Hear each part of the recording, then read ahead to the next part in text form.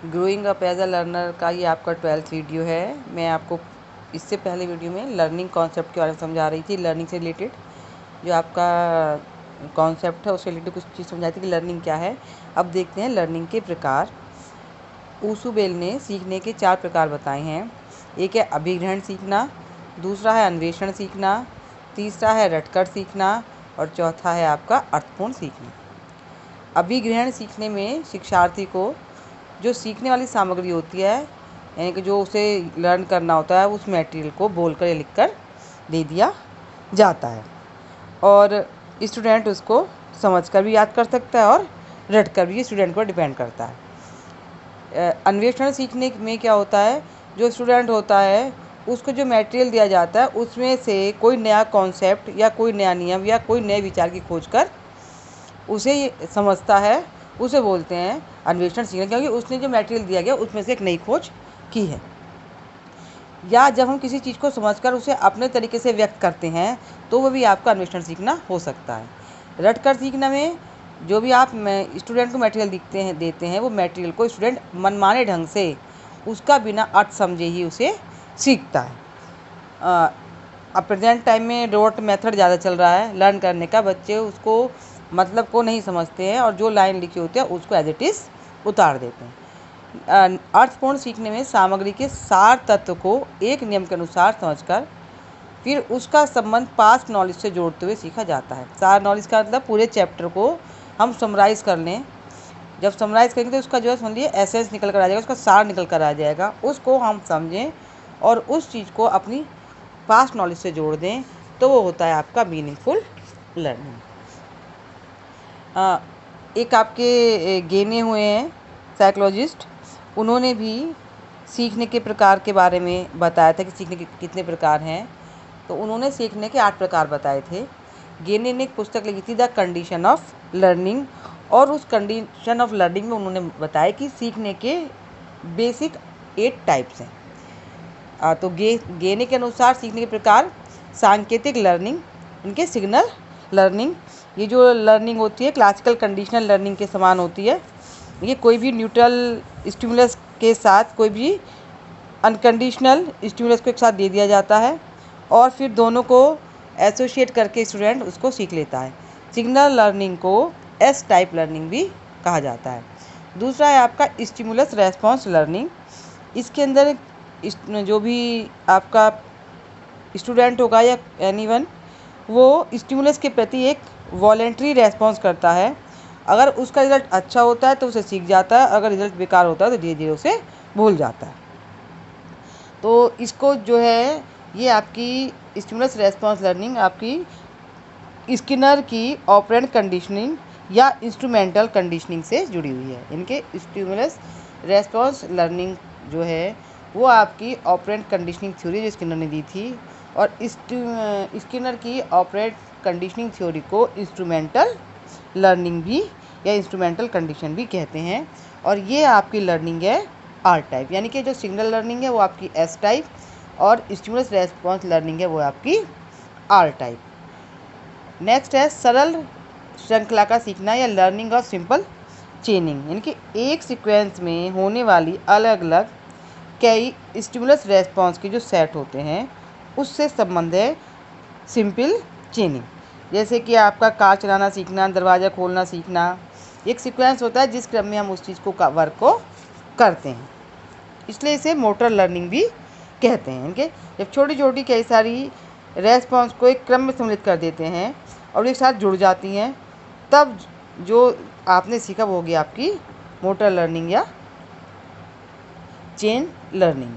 Next है शाब्दिक साहचर्य सीखना, वर्बल एसोसिएशन लर्निंग। इसके अंदर वर्बलाइजेशन निहित होता है, जैसे शब्द होंगे नाम से यह वर्बल एसोसिएशन, जैसे कविता याद करना, वोकैबुलरी सीखना, कहानी याद करना, ये सब आपके वर्बल एसोसिएशन लर्निंग है। नेक्स्ट है आपकी जो लर्निंग थी चारों ही आपकी इसकी निम्न स्तर की लर्निंग है। अब जो होता है वो है आपकी उच्च स्तर की लर्निंग।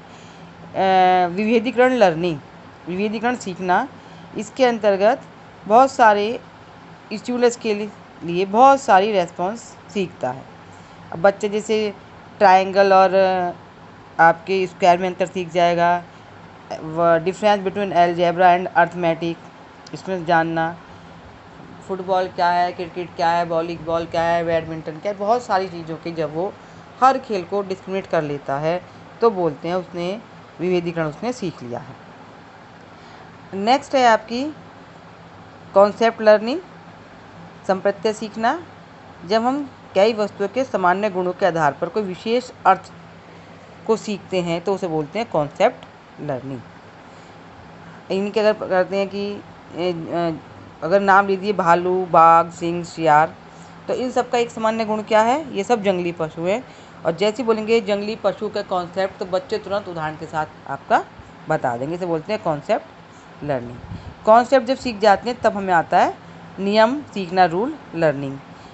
इसमें नियम से दो या दो से अधिक कॉन्सेप्ट के बीच एक रेगुलर रिलेशनशिप का पता चलता है।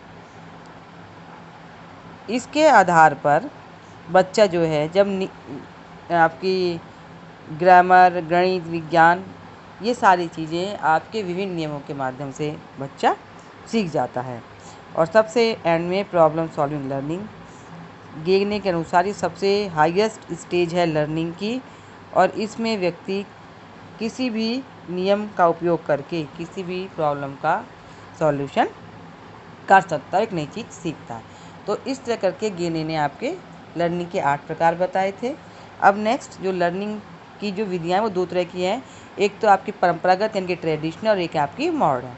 अगर परंपरागत देखें अविराम विधि तथा विराम विधि। अविराम विधि नाम समझ में आ रहा है कि बिना रुके ही किसी चीज़ को पूरा याद कर लेना। विराम विधि बीच बीच में गैप देकर करना। पूर्ण विधि अगर चैप्टर को पूरा ही एक साथ याद कर लेना, तथा अंश विधि उस चैप्टर को छोटे छोटे पार्ट में याद करना।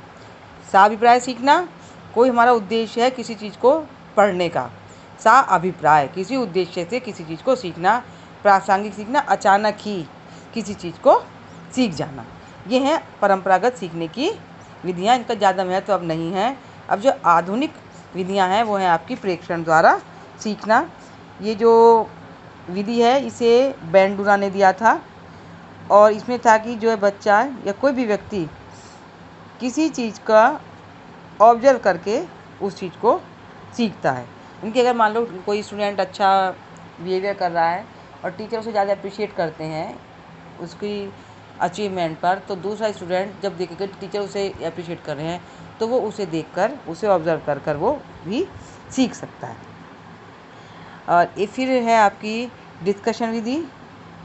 ये विधि मनोवैज्ञानिकों ने कहा है कि ये एक ऐसी विधि है जिसमें समूह में सीखे जाने वाले विषय के गुण दोषों की विवेचना की जाती है। बालक कोई भी एक टॉपिक दे दिया जाता है, उस टॉपिक पर सभी बच्चे आपस में अपने पक्ष या विपक्ष में अपने विचार रखते हैं और उसके बाद एक निष्कर्ष निकाल दिया जाता है। एक करके सीखना, लर्निंग बाय डूइंग, यानी कि जितना ज़्यादा बालक किसी कार्य को खुद करेगा वो उसे जल्दी समझ में आ जाएगा, इन कंपैरिजन कोई उसे काम करके दे दे। नेक्स्ट पुनर्निरीक्षण विधि तथा आवृत्तिकरण।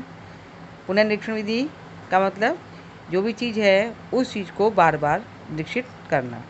रिपीटेशन, जब हम एक चीज़ को बार बार रिपीट करते हैं तो वो हमें याद हो जाती है। वैसे आवृत्तिकरण और पुनर्निरीक्षण, रिसाइटेशन एंड रिवीजन मेथड दोनों एक है। रिसाइटेशन पोएम में क्या होता है, जब हम किसी पोएम को याद कर रहे होते हैं तो बार बार एक एक लाइन को बोले चले जाते हैं, तो वो हमें फिर मन में दोहराते हैं, रिसाइट कर रहे हैं तो वो हमें याद हो जाती है। पुनर्निरीक्षण में आपने कोई भी आंसर याद करा तो उस आंसर को आप जब 3 या 4 बार पढ़ेंगे तो आपको वो चीज़ याद हो जाएगी। नेक्स्ट है रटकर तथा समझकर सीखने की। रटकर सीखना है, जो दे दिया उस बच्चा एज इट इज़ उसे याद कर ले, और जिनका डिफ़िकल्टी लेवल ज़्यादा होता है सब्जेक्ट्स का, बच्चा क्या करता है उन चीज़ को रट लेता है जो कि समझ से बाहर हो जाती है। और जो है ये रटने की विधि छोटे बच्चों के लिए ज़्यादा इफेक्टिव है, ना कि बड़े बच्चों के लिए। समझकर सीखना, वही किसी चीज़ जो भी कॉन्सेप्ट दिया गया उसे समझो, समझने के बाद उसके सार को समझो क्या कहना चाह रहा है, तो उसके बाद जो आप सीखोगे वो होगी आपकी समझकर सीखने की विधि। और नेक्स्ट वीडियो में हम लर्निंग के लॉ के बारे में समझेंगे।